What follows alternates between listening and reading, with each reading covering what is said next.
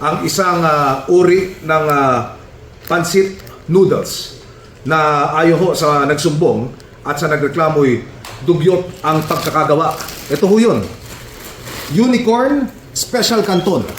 At ito ay nabibili at talamak ngayon ang bentahan sa ilang palengke dyan po sa Bustos, Bulacan sa halagang 86 pesos. Merong branding, pero ang problema, yung nutrition facts na tinatawag. Wala akong nakasulat dyan kung ano-anong mga sustansya o yung content ng noodles na kapag pumasok ko sa ating katawan, ano ba maidudulot nito? So, alinsunod do sa reklamo, inaksyonan nito ng resibo. Ayon sa sumbong, dugyot ang pagkakagawa ko nito ng bawat hibla ng noodle. Aba, kung bakit? Abangan sa resibo ngayong darating na linggo, 2:45 ng hapon.